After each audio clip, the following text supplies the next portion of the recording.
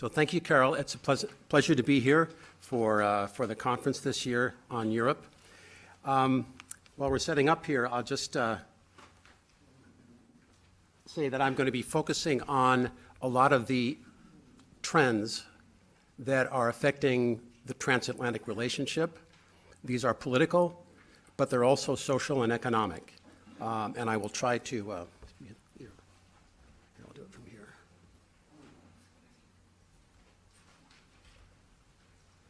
Okay, I think we're ready to go. This is the clicker. So, so to that extent, it's going to be a rapid series of reflections on those topics. The historian Arnold Toynbee once said that history is a vision of God's creation on the move. And history is truly on the move today. There are changes happening across a wide range of areas affecting what we have come to know as the Western world.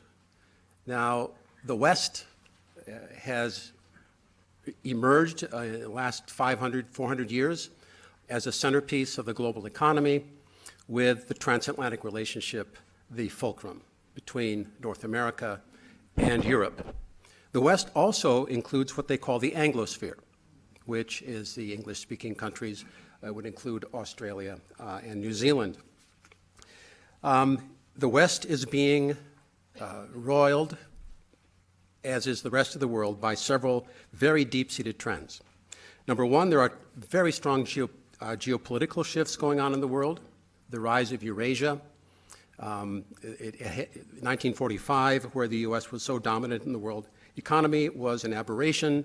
Other countries are coming back now, as they must, and everyone is dealing with rising powers and wondering whether the U.S. Is in eclipse or in decline, and it's also, of course, affecting Europe. The second trend, disruptive new technologies, are going to affect all of our lives and the politics of the world. The future of human labor is very much up in the air. I was just at a conference in Prague with a number of Chinese participants. All they wanted to talk about was the economy 4.0. That's the key word. 3.0, robotics. 4.0, artificial intelligence. I'll be talking more about this later because this factor, the technological change, is going to have an impact on our very governance, possibly going forward. And the third shift, which we all see right now, is, and especially in the West, a fragmenting political landscape, where parties that have been dominant, the largest parties, are shadows of their former selves, the Social Democratic Party of Germany being an excellent example. And we have now the rise of new parties. The factors driving this I'll describe in a moment, but all of this is having a major impact on the U.S. relationship with Europe and beyond. You can see this new mood, the effect of these factors, just if you go to Barnes & Noble and look at titles on the bookshelf. A World in Disarray, The Crisis of the Old Order, Richard Haas, president of the Council on Foreign Relations in New York. U.S. strategy in a nationalist age. Yes, there's a rise of nationalism going on around the world. And what is populism? This book by Jan Werner Müller is required reading for all entering freshmen at Princeton University this year. Because populism is something that we all see around us right now. It's a reaction to the factors that I outlined at the beginning. What is populism? Well, it is, these are movements that claim to be representing the common man, the common person. They are often, if not always, anti-elite and anti-party in many cases. Now, populism historically it has been progressive. For example, in the late 19th century, the populist movement was for progressive social reform. But today, more often than not, these movements tend toward an authoritarian model. And Müller's main point is that in the populisms of today, the defining factor is that all other movements and points of view are considered illegitimate. That this is sort of the defining characteristic of this new populism. Now, as I say, Europe was going through a lot of changes in any event with the collapse of the old Soviet Union, the expansion of the EU into Eastern Europe, bringing in countries that were frankly at a different level of development. It became a much more diverse, excuse me. Oh, am I hitting the lights? Okay, sorry about that. This is part of, I spoke with somebody from the MacArthur Foundation recently. They are very upset about the new arms race that's underway. And they're looking for ways to inform the public. And they were told by a number of consultancy firms, the new generations do not do narrative. Forget it. They're not going to listen. You have to have an event. So MacArthur is going to have an event called The Bomb. 30 screens with flashing images and a live rock band. So those lighting effects were my humble attempt to create an event out of my otherwise rather paltry presentation. In any event, now, what are the factors that are affecting Europe right now in this new situation? Well, the 2008 economic crisis had a big impact all through the West. If you just look at the youth unemployment statistics as recently as 2015, you can see why the old order would be coming into question to some degree. Angela Merkel's very laudable and idealistic decision in 2015 to open the door to foreign immigrants and saying specifically there's no limit to how many can come in. 1 million did eventually come in, and this was a godsend for people fleeing from Syria, also from Africa. But it has increased, and not so much from the Middle East, but from Africa in the last 2 years, coming through a destabilized Libya. And this is leading to tremendous tensions and a rise of populism. Some pictures say 1 million words. Here you can see the divisions in Europe. I've been in Eastern Europe quite a bit recently, and what one hears again and again is Angela Merkel made this decision as the German chancellor, and then turned around to the rest of us and said, oh, by the way, this was an EU decision. This is an indication of people wondering about the German role right now in Europe, and I'll be talking more about that later. Of course, there have been terrorist attacks. We had the terrible incident in New York, the Nice incident in which 84 people died when a truck went right up the Corniche. These kind of incidents are, of course, affecting the politics. Corruption. The UK right now is being roiled by some corruption, moral corruption scandals. Economic corruption actually is the thing that really gets people angry, especially in Southern and Eastern Europe.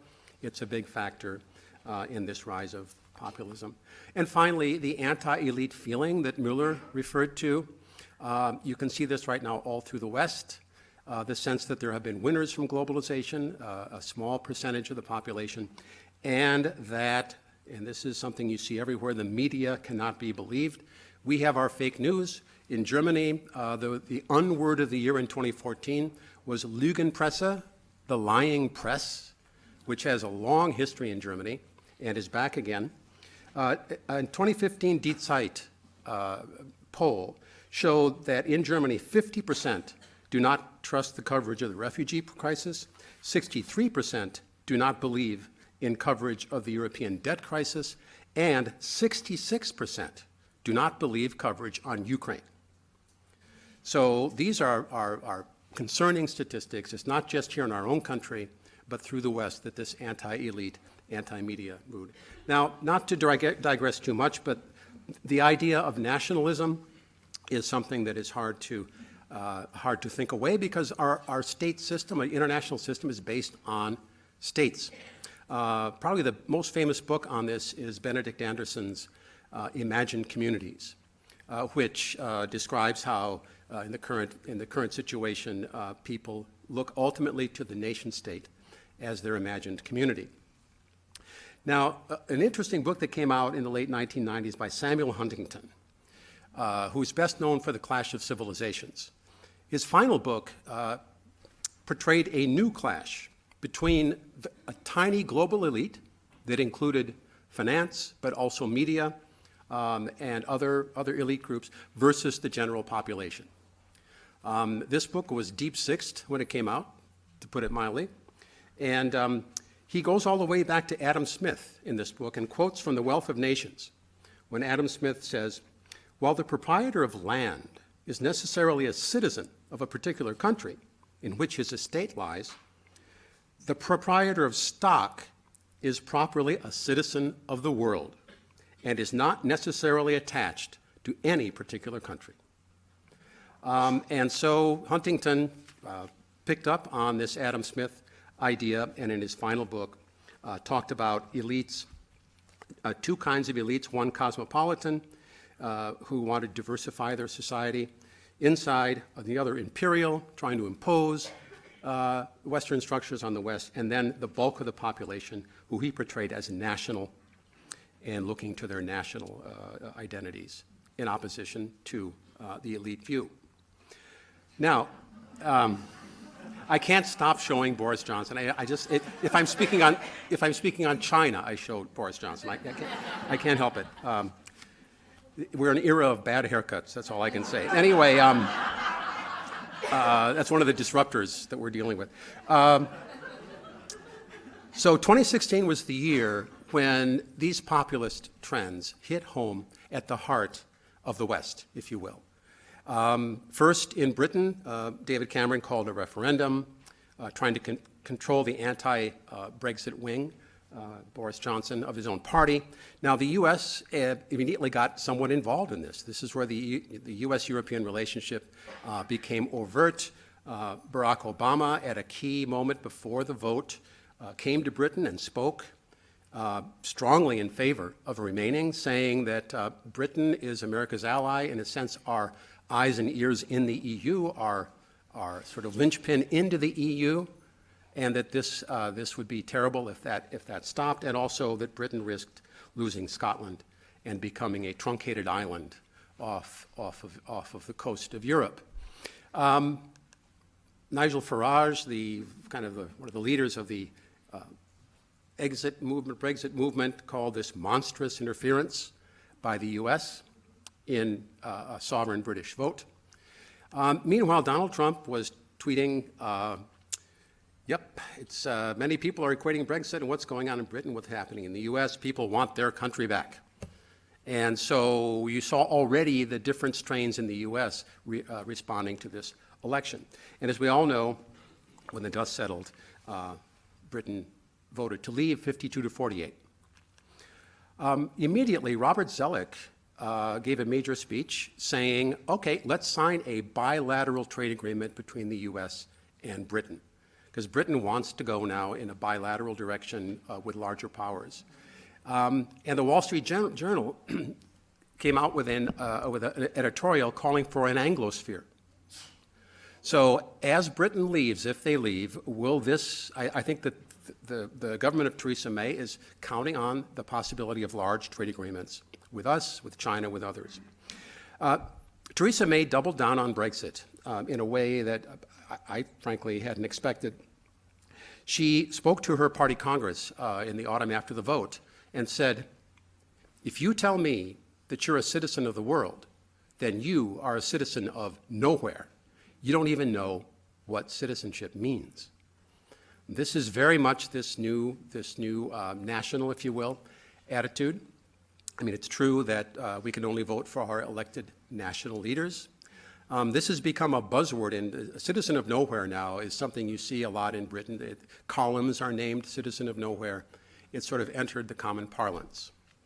And as the Economist, the wonderful, beloved, estimable Economist, David, thank you so much for the Economist. Anyway, put it, there is a new political divide in the world. It's not East versus West. It is open versus closed, which led us into our election, which, of course, I won't digress too much on this, but the same forces manifested themselves. And Trump echoed Theresa May on his victory tour after the vote by saying, there's no such thing as a global anthem, a global currency, or a global flag. We salute one flag, and that is the American flag. America first. Now, 2017. A lot of people thought that this trend would continue. There were major European elections coming up. Here are the populist leaders of Europe in a good mood as the year dawned. But there was a spanner in the works in France unexpectedly, or maybe not so unexpectedly. A young, untested politician named Emmanuel Macron, 39 years old, youngest president of France ever, going back to Napoleon, won the election. And it seemed as if this sort of movement in a populist direction might be slowing down. And of course, then in Germany, as expected, Angela Merkel won the election, once that mainstream politician, but with a huge caveat. Her party was severely weakened in the election, lost up to 10 points from the previous time, and for the first time, a far-right party, the Alternative for Germany, came into the parliament with nearly 13%. Since 1945, a primary goal of all parties in Germany has been to prevent this from happening. And it happened. As Germany tries to build a coalition, they are dealing with this new situation, which unfortunately indicates that the powers of populism are far from dead. Now, President Obama basically deputized Angela Merkel to be leader of the free world until the U.S. was back. Now, this stuck in the craw of our new president. I think it's not just that, but Germany last year had the largest trade surplus in the world, larger than China's. And this, Donald Trump is all about trade, and this is an issue. But Germany is weakened, and this is a key point. Now, just to close out the year so far, 2 more elections showed populism still on the march. Sebastian Kurz won in Austria, and then just the other week, Andrej Babis in the Czech Republic. Once again, the party that had been really one of the drivers of the Czech Republic since independence, or since leaving the Soviet bloc, Social Democrats only 7% of the vote. So this fragmentation is continuing. Now, I don't know. Angela Merkel is quiet, but she's very expressive. I mean, if you look around, there are all these. So now, with Macron coming in, he has big plans. He wants to revivify the European project now. He wants a common EU budget. He wants an EU bailout fund. He wants an EU finance minister. And he's looking to Germany, a weakened Germany, to go along with this. Now, this brings me now to the latter part of my talk, where I'm going to talk about the internal and external headwinds that the European Union faces right now as it tries to sort of start itself up after this series of elections. The European, it's an interesting contrast, isn't it? The fulcrum of the European Union from the start has been the Franco-German relationship. And this is Konrad Adenauer and Charles de Gaulle in 1966, signing the major reconciliation agreement. And that really has been the solid basis between the European Union. Germany's willingness to apologize deeply. This is Willy Brandt before the Warsaw Uprising Monument. Deep, heartfelt contrition for what happened in World War II has been a big part of this coming together of Europe, something that has not happened in Asia because Japan has not apologized for World War II. It's expressed regret. Now, probably the high watermark of the European project so far came in the 70s with Giscard d'Estaing and Helmut Schmidt at the helm, 2 economists, they were close to each other, common vision, and this really, I think, was the high watermark because things began to change with the fall of the Berlin Wall. And quite frankly, the issue that had always been beneath the surface, really since 1871 in Europe, came to the fore. Germany. And the role of Germany. Germany is in many ways too big for Europe. And when Germany united, some people were spooked. This is a cartoon of Margaret Thatcher heading for the bomb shelter, followed by her husband Dennis. Darling, aren't you being somewhat over-pessimistic in view of impending German unification? In fact, the French also opposed this, and the only way we could square this circle was by offering a common currency. That is what got Mitterrand to come on board for German unification, which is not the euro came about for political reasons, ultimately. But the reality today is this, that Germany is increasingly dominant in Europe, and with the UK falling away, you can see it becomes even more so. So this is an issue going forward about how the European Union will stabilize itself. So that's the internal problem. Externally, the rest of the world is approaching the EU in a way that would fragment it. The US under Trump bilaterally, the Chinese are all about bilateral, and the Russians would like to fracture the European Union if they could. So this is a hard situation. Now, the only person in the Oval Office still, apart from the Vice President, is Andrew Jackson. He's the only one still there.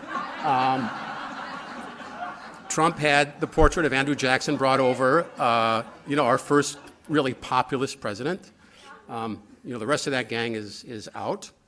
And so Trump's policies are having a big impact, or potentially will have a big impact, on the relationship with the European Union. There's a kind of beneath all the tweets and Twitters and things, there is a kind of a bedrock of Trump's thought, which I think may come out of his personality to some extent.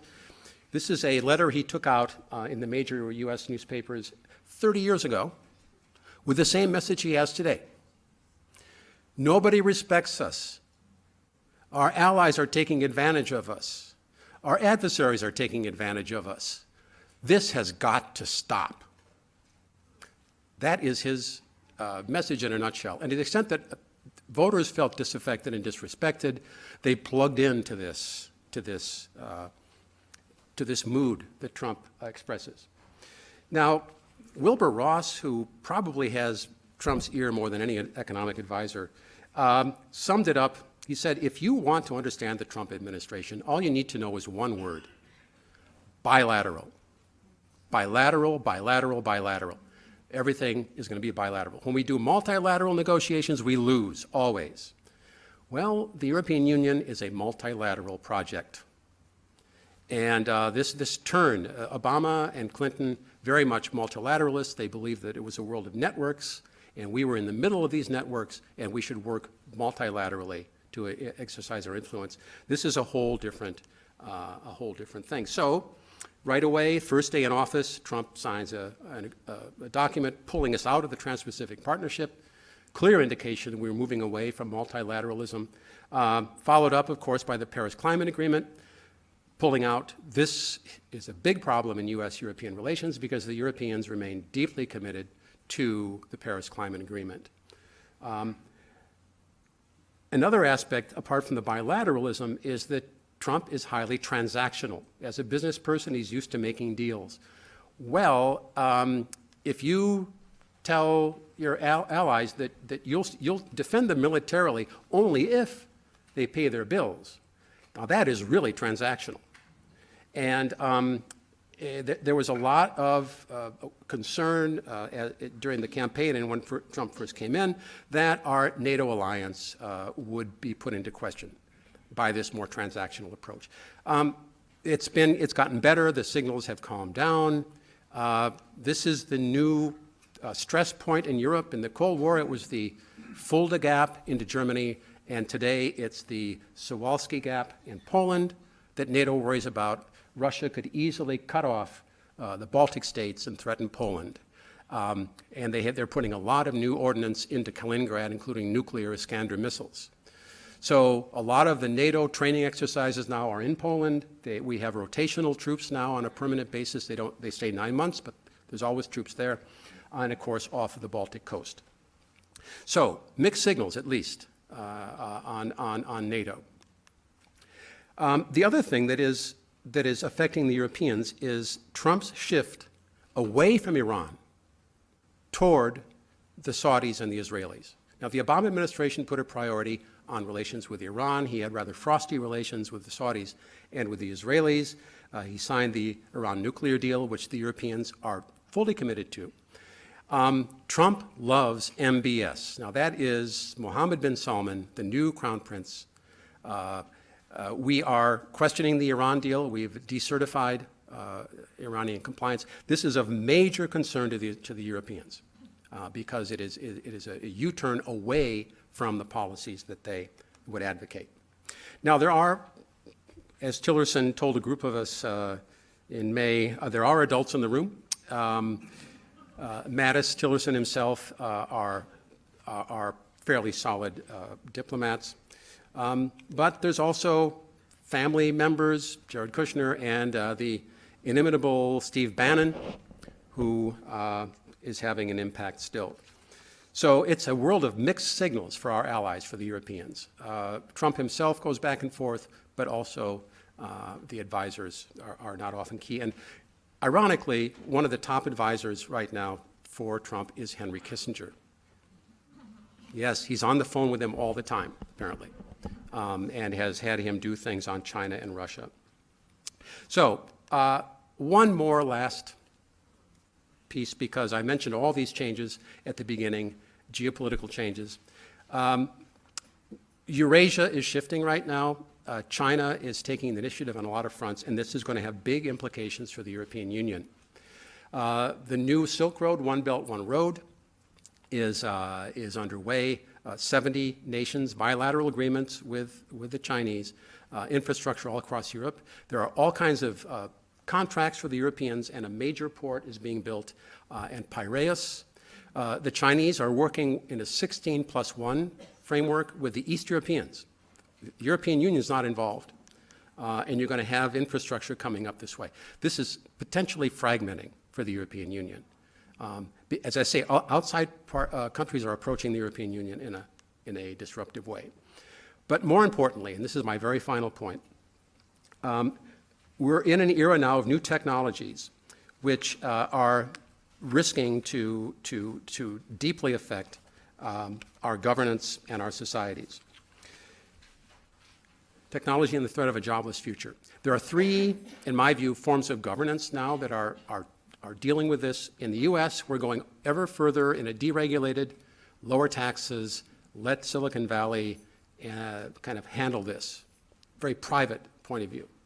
In Europe, they're much more willing to have a state role. Going after Google, Uber in London is kind of a mixed thing. But the Chinese are embracing these new technologies 100%. At the 19th Party Congress, they spoke of Xi Jinping thought, the socialism with Chinese characteristics for a new era. And their concept is something called top-level design. Their idea is that the new technologies now are empowering for governance. And they're investing fully in these new technologies. As Jack Ma, Alibaba, said recently, and by the way, all these Chinese titans are on board for this. Jack Ma said, the role of big data will be like an X-ray or a CAT scan of society and politics. In the next 30 years, the planned economy will get bigger and bigger. Here's Xi Jinping with Jack Ma. Now, all over China today, facial recognition cameras are being put up. The Chinese are investing heavily in this. They plan to have a social credit system where citizens will get quarterly reports based on their past behavior. This is total monitoring based on the new technologies. But even more interesting, the new genetic modification technology called CRISPR. The Chinese are out investing us 20-1 on this. The idea of genetic engineering of the population. Jennifer Doudna, who is probably going to get a Nobel Prize, University of California, Berkeley, one of the people who found the CRISPR technology, said recently she was in China. We're having a lot of moral values, questions about how these new technologies should be used. She said China is going all the way. They have a different concept of the individual. What strengthens the individual, what strengthens the society, strengthens the university and the individual, and vice versa. So a big part of the world is going full speed ahead with these new technologies. This is already the sort of the major computers in the West as of June, and you can see the Chinese are way ahead. But they've just revealed this, the Exascale supercomputer. It can do 1 quintillion processes a second. That's a billion. They're going to be able to process facial recognition, anything else, in a matter of seconds. So, does the new technology favor authoritarianism? That is the question going forward. And if it does, how do we respond? And that's where the U.S. and Europe become really a community of values, a community of a certain view of the individual and of society, and that view potentially will be under greater stress in this world that is emerging. Thank you very much.